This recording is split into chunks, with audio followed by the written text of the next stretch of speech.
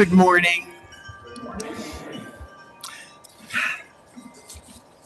I'm Nancy Hirschhatter. I'm one of the Sunday service coordinators, along with Sam and Suzanne. And I've been a member of this congregation since about 2009.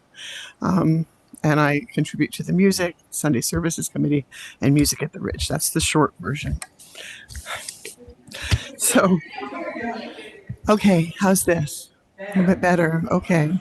I'm always told to back off from the mic. So welcome to the Unitarian Universalist Congregation of Danbury. First of all, please silence your phones if you have not already done so.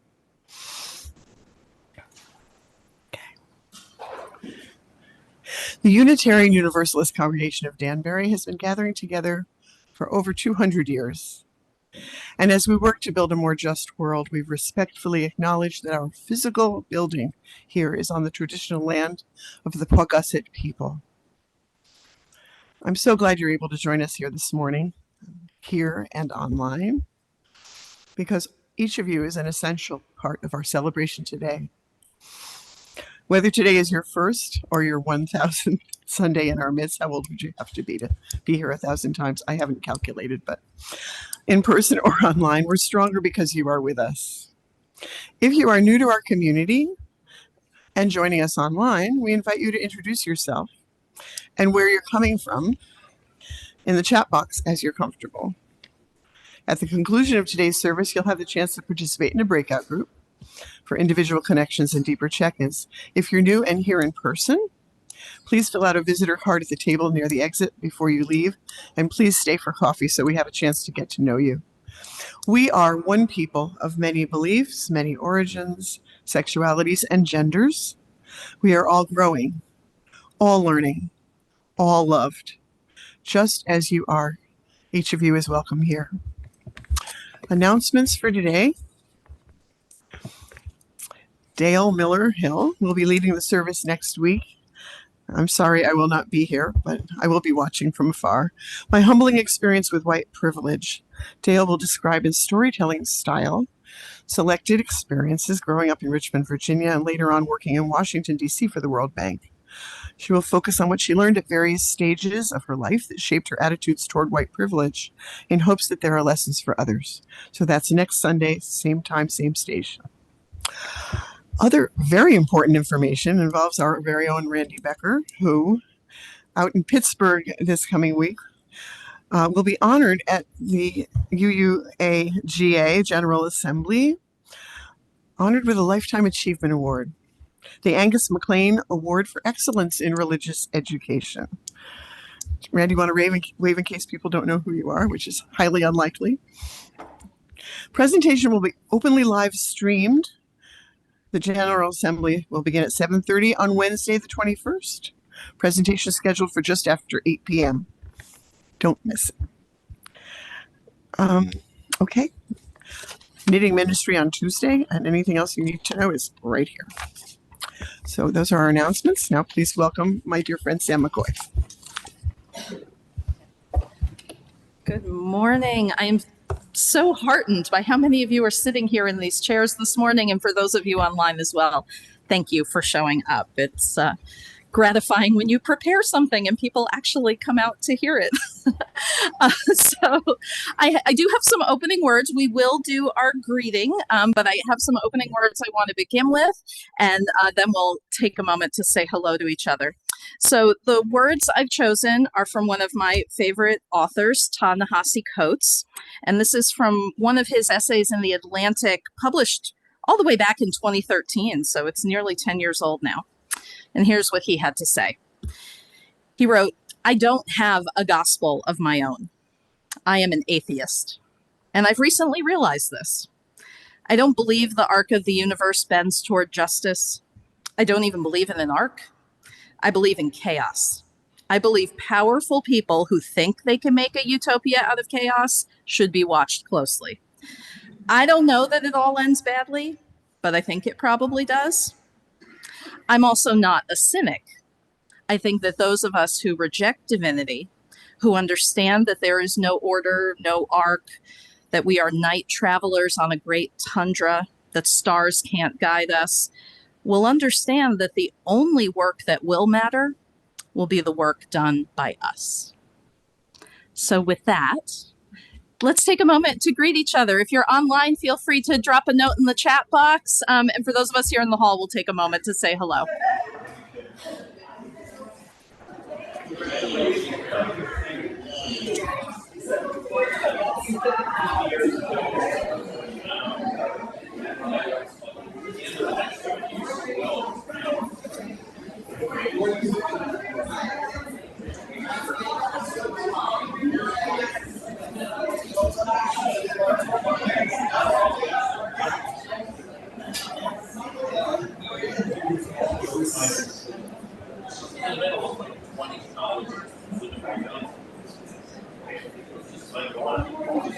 All right, we will have time for more conversation after the service.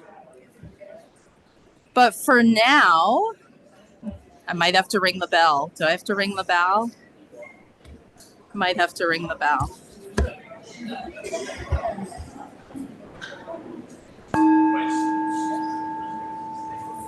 Okay. So I invite you to rise, embody your spirit, and join in our hymn of welcome, which is We Gather Together. The words are on the screen and also in the gray hymnal.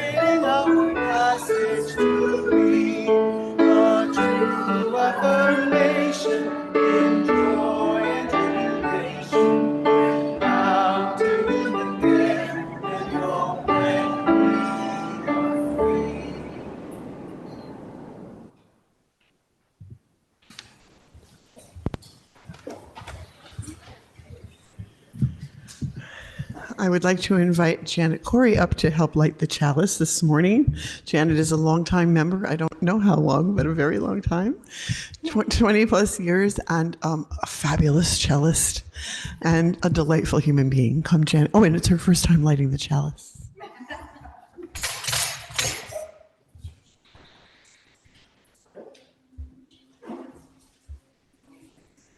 Please join me in the words. Yeah, that's all you got to do. Love is the spirit of our congregation, and justice is its light. This is our covenant to dwell together in peace, to seek and speak the truth in love, to help one another and celebrate life. And now Sam will lead us in the unison children's affirmation.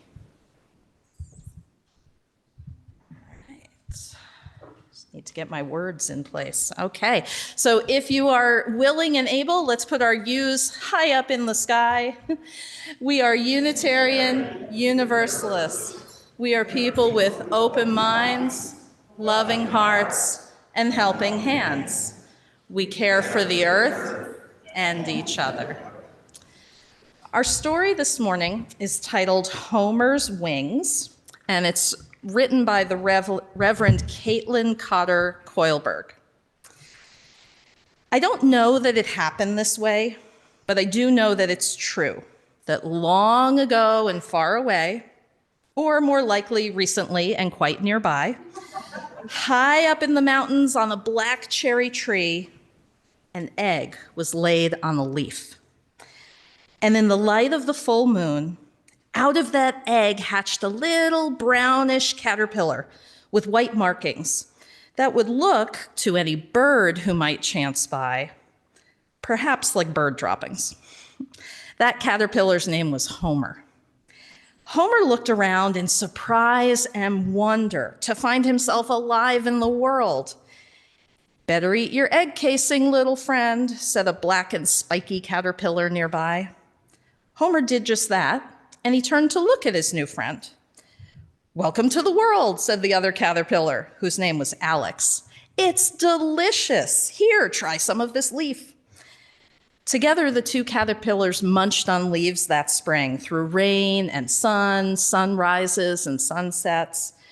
They laughed together at the antics of baby birds and hid together under the leaves that the black spiky caterpillar had collected so that parent birds couldn't catch them. Alex taught Homer all he needed to know about life on a leaf: how to stay safe, how to munch, how to enjoy the feeling of the wind stirring the tree and the sun slowly warming the mountains each morning. Together, they gazed up each night at the beautiful moon. But one day, the black spiky caterpillar started something totally new and different. "What are you doing?" asked Homer, as Alex carefully put down silk on the underside of a twig in the newest collection of leaves, and he began hanging upside down. "I'm making a chrysalis," said Alex. "A what?" "You'll see." And over the next couple of days, in the shelter of the leaves, the spiky black caterpillar shifted and shed its skin and became a strange, lumpy brown thing hanging there, not making any conversation. What could this mean? For a week, Homer munched quietly by himself, watching the strange brown thing that used to be his friend, and wondering and worrying as that strange lumpy brown thing began to shift in color and size and pattern. And then one day, out of that strange lumpy brown chrysalis, pushed an even stranger new creature. Homer watched as this new creature pumped blood into its black and white and bright orange wings, and unfurled a strange new mouth. "What?" cried Homer. "Who?" The new creature turned to look at him. "Oh, little friend," it said. "It's still me, Alex, the one you laughed and hid and munched leaves and watched the moon with. But now I'm a butterfly, an admiral butterfly, to be specific," Alex said proudly. "But you changed," cried Homer. "You were as constant as the moon, and now you've changed." Alex smiled gently. "Oh, friend," they said, "we're supposed to change. Why, even the moon is different night to night. Sometimes we see all of it, sometimes only a sliver, and sometimes we can't see it at all." "But I don't want to change," lamented Homer, scared and sad. "Change is part of who we are," said the butterfly, Alex. "And now our friendship must change too. I must fly away in search of flowers and other butterflies, and eventually I'll fly south to stay warm in the winter. You must continue to eat and grow and stay safe from birds, but you will change too. Just remember, you are loved, and whatever your body does, you are a beautiful friend, and I'm glad I knew you." And with that, Alex took to the sky. All that summer, Homer the little brown caterpillar ate and grew and hid, and he watched the moon, which did indeed look a little different every night. Homer became a bigger brown caterpillar. His white splotch turned into two little eye shapes, so he looked like a fearsome little snake, and no birds ate him. Day by day, the seasons moved toward autumn. And finally, Homer found his own safe spot to hang upside down, and he shifted into a chrysalis. It was scary, but Homer remembered his friend and was brave. All winter, the chrysalis hung there, safe and still. In the spring, Homer felt himself stir, felt his new body shift once again, and he wiggled to free himself with a new mouth and a different shape and wings. Wings that were yellow and black and blue and orange and glorious. "Oh my," said Homer, the Appalachian tiger swallowtail, gazing at himself in wonder and delight. And then he took off into the sky, up toward the bright moon, bold as a bird, and up the broad sweep of Spruce Knob. Here ends the story. Please join us in a quick round of This Little Light of Mine.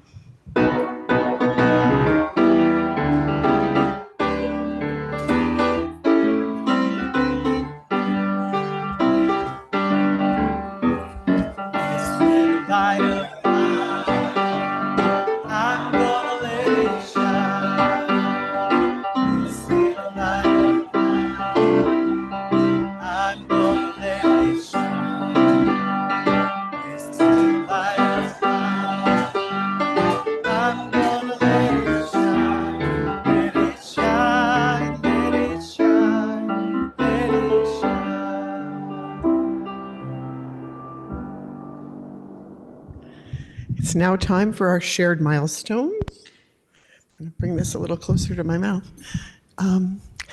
Let's start with our silent milestones. If you have a joy or a sorrow, something lifting you up or weighing you down, that you prefer to keep closer to your heart and would like to drop a stone into the bowl, please come and do so now. Suze?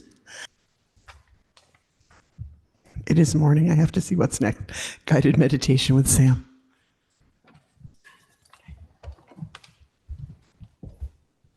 So before we settle in for a few minutes, I'm going to light the candle on the other side of the table just to hold all of those things we heard and didn't hear.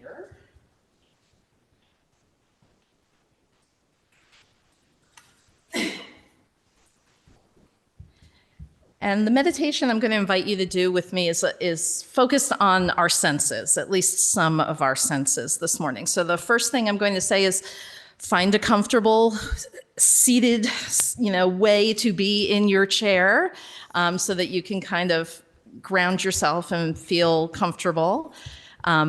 Let's also begin with just a nice deep breath in. Let's inhale, hold for just a moment, and then let it out. Let's do that one more time. When you get to the top of that inhale, try to hold for just a moment, and then we'll release.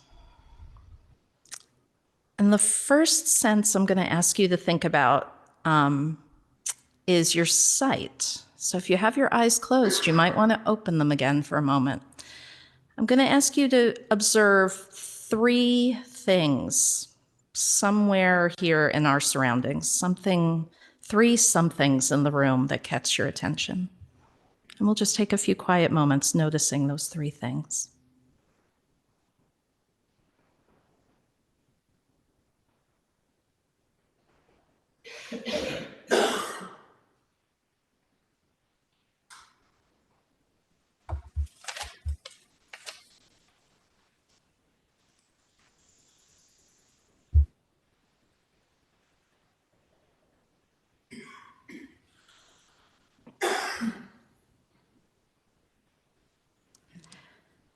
Now I'm going to ask you to tune into your sense of touch. What are 2 things you can feel right now? Just notice those 2 things.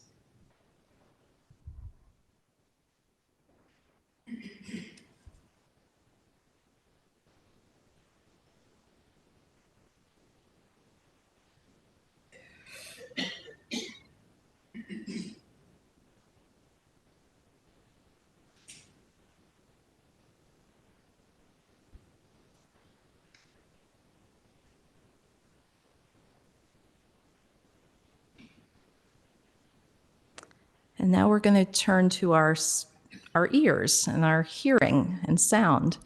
Even though the room's fairly quiet, I want you to see if you can find one thing you can hear. And we'll sit with that for a moment as well.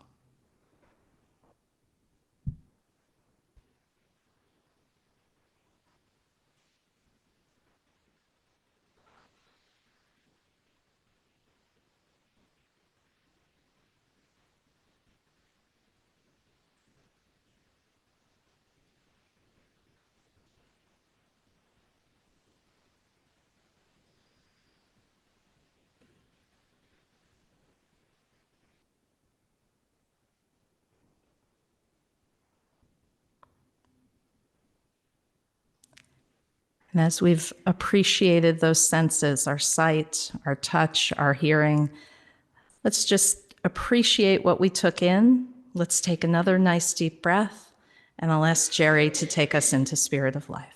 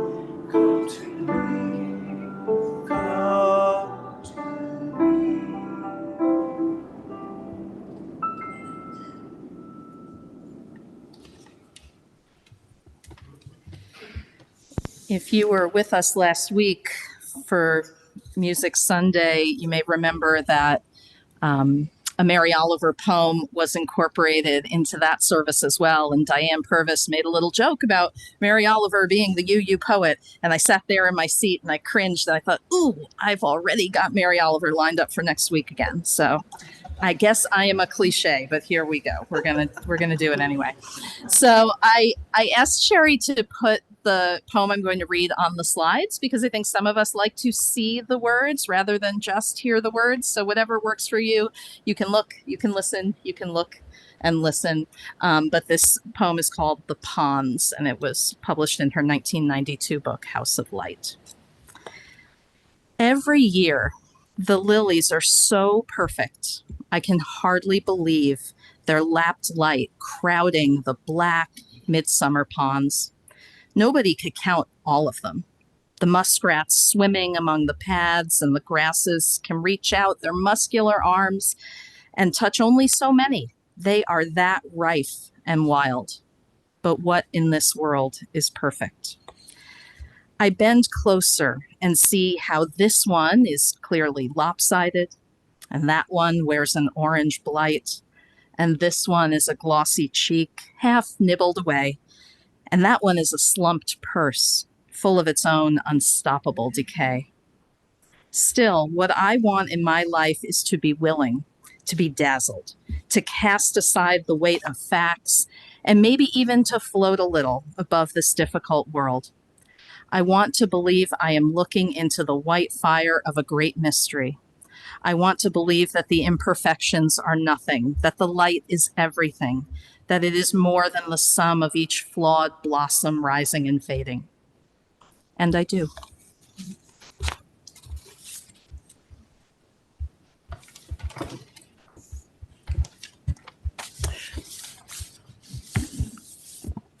It is now time for our congregational offering. If you are with us for the first time, here or online, your presence, virtual or actual, is your gift to us.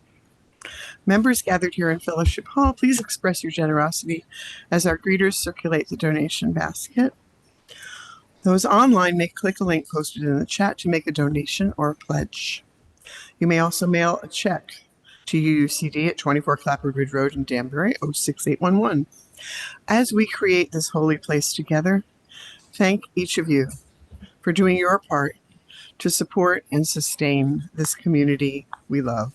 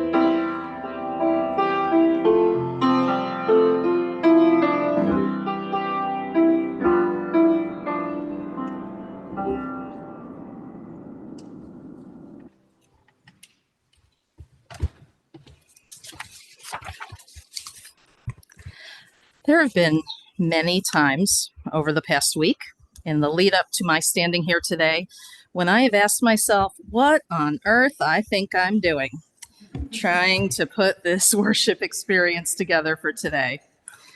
I've delivered some services here in the past several years, so that part's not new. But for most of those messages, though, I tended towards something historical.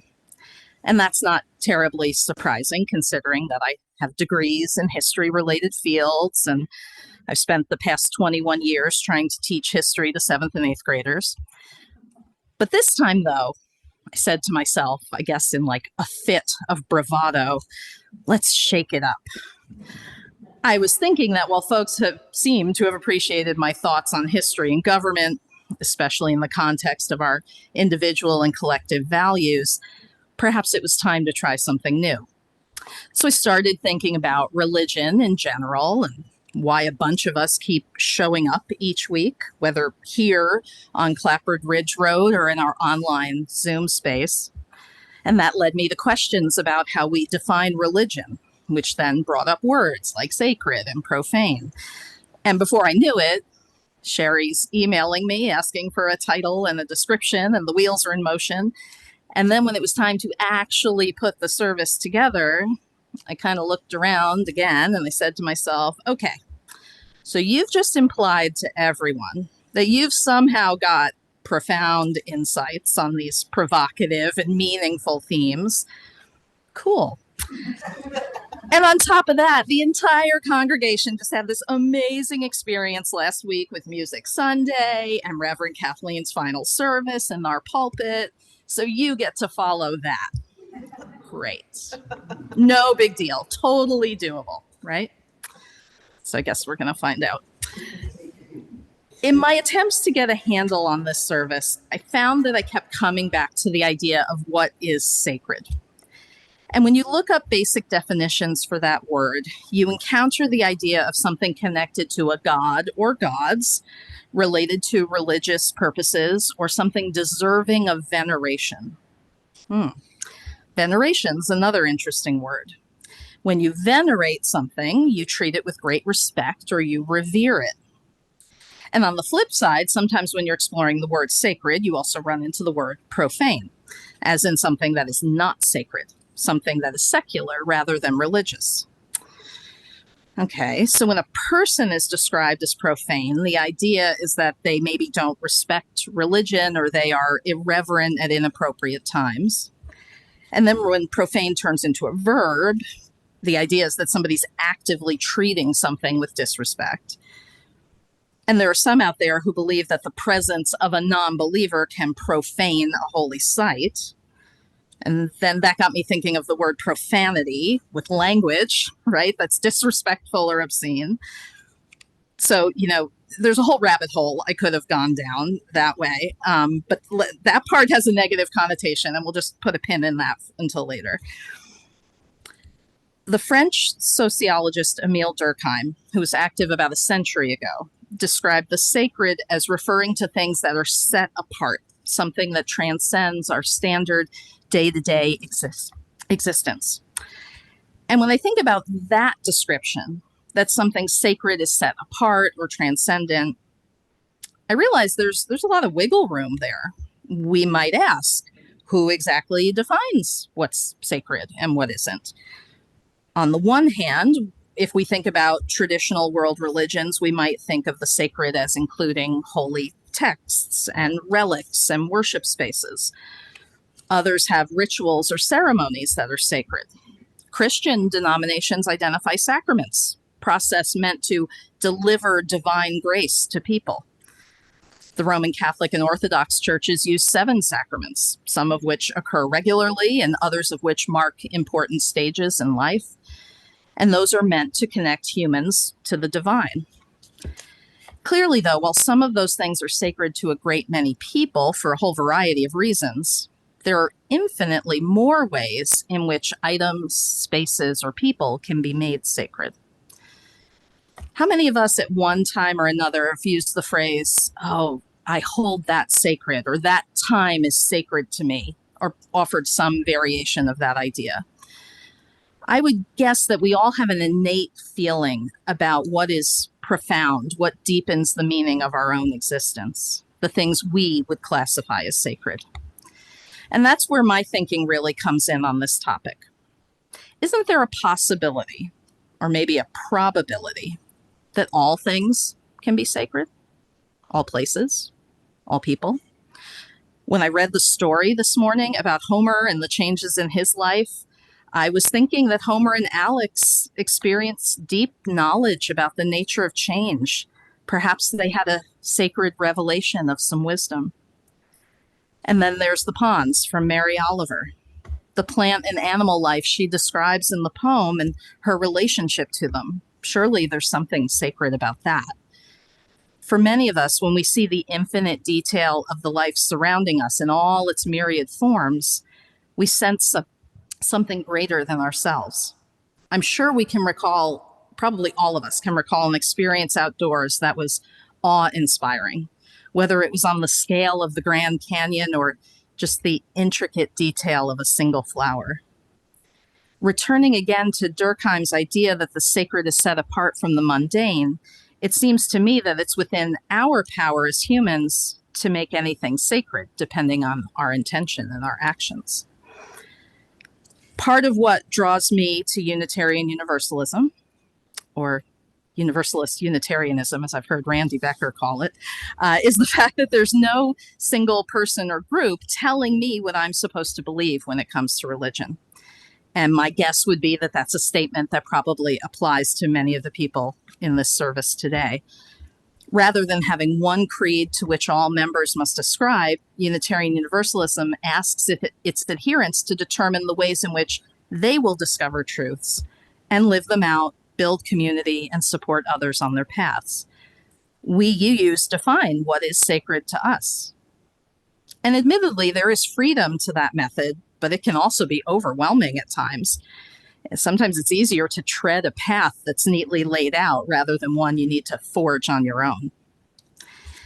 I mentioned the word religion itself back at the start of this message, and I have a very distinct memory from several years ago, and it's well over 10 years ago now because it's about Reverend Barbara Fast. And I remember her in a sermon speaking about the etymology of the word religion and how it was based on the concept of binding fast, tying together in some way. It's from the same root. The root is the same word that we use for the ligaments in our body, right, that tie our bones together. And I decided to do a bit of digging. And yes, most online sources agree that going back centuries, the Latin religare has a meaning that's based on either literally binding things together or more figuratively putting an obligation on people and binding people to each other. So eventually the word religion comes into use, and that meaning more specifically connects humans with the divine and then their systems of faith and worship. And for us UUs, this is clearly reflected in our third and fourth principles, which encourage spiritual growth and a free and responsible search for truth and meaning. We're called to connection through the core values noted by Article 2, the Article 2 Study Commission, currently, going through the UUA, where they talk about interdependence and transformation and pluralism. Part of what forges Unitarian Universalism itself as a belief system is the very idea that beliefs can change, that there are many viewpoints to consider, and on some level, just the idea that we can be stronger together. We can find sacred moments, spaces, and items on our own, but how much deeper is that experience when we celebrate that effort as a community? I would posit that when people find something to be truly sacred, that there's a relationship attached to that feeling. And again, for our imaginary butterfly friends, Homer and Alex, their friendship and caring was part of what allowed them to fully experience and embrace the changes in their lives. They could grow, explore, and become their true selves, supported by that deep friendship. For Mary Oliver, she had a relationship with the natural world that allowed her to find the sacred in the little details around her. It was in the seeing and the taking time to be present that she could find the beauty that brought joy to her and continues to bring joy to her readers. Our guided meditation a little while ago was meant to be a moment where we could pause, observe, and connect. You put all of this together and we can apply it here now, whether we're in the fellowship hall or we're joining through the wonders of modern technology. Each of us chose to make a connection this morning.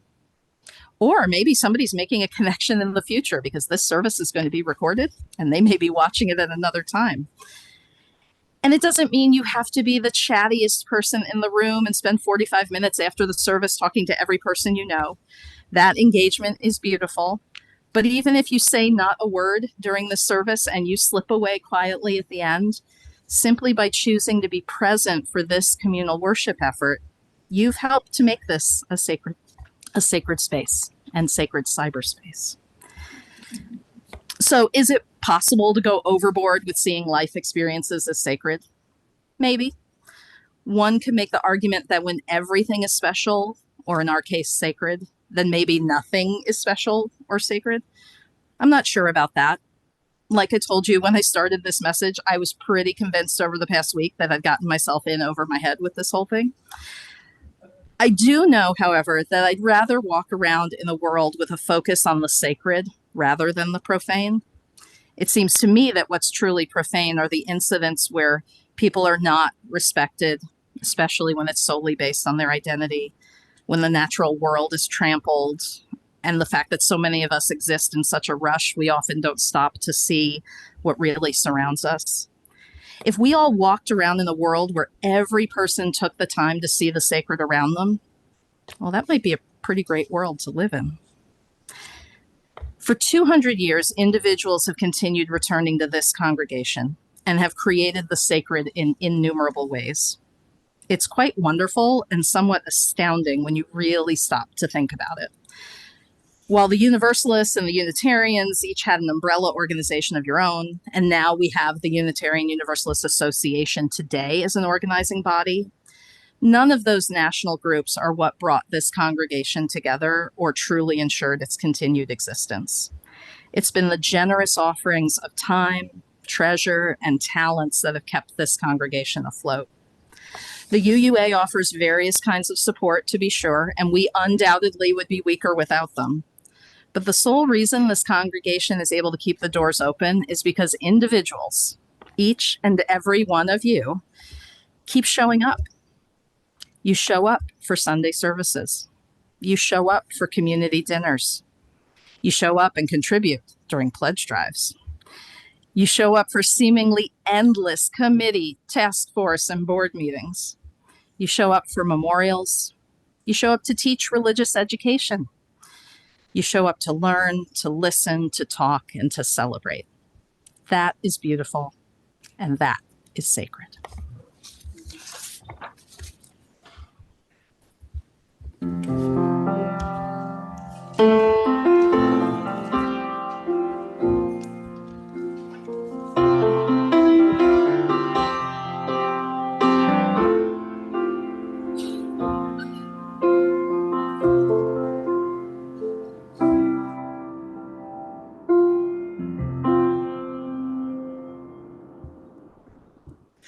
Please join me in the words for extinguishing our chalice. We extinguish this flame, but not the light of truth, the warmth of community, or the fire of commitment. These we carry in our hearts and out into the world until we are together again. Now join us in our hymn of celebration, Rise as You Are Able. When our heart is in a holy place, Teal Hymnal 1008.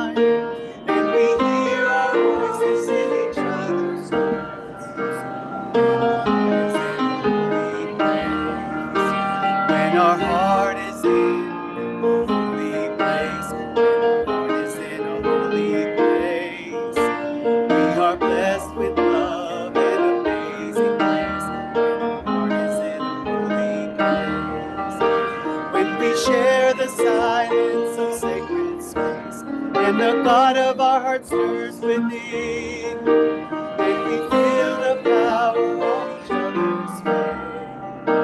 When our heart is in a holy place, when our heart is in a holy place, when our heart is in a holy place, we are blessed with love and amazing grace. When our heart is in a holy place, when our heart is in a holy place.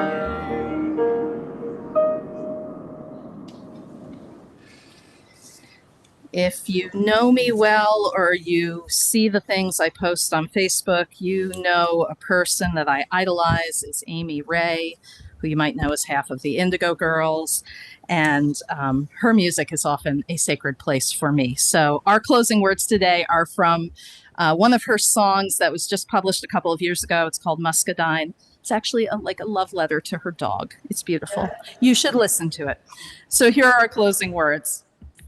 I want to be grateful for what is mine, and when it's not, be satisfied.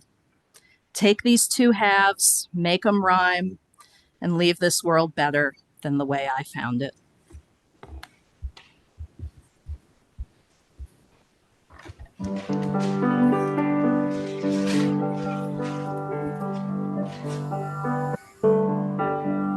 When you walk through a storm, hold your head up high, and don't be afraid of the dark. At the end of the storm is a golden sky and the sweet silver song of a lark. Walk on through the wind, walk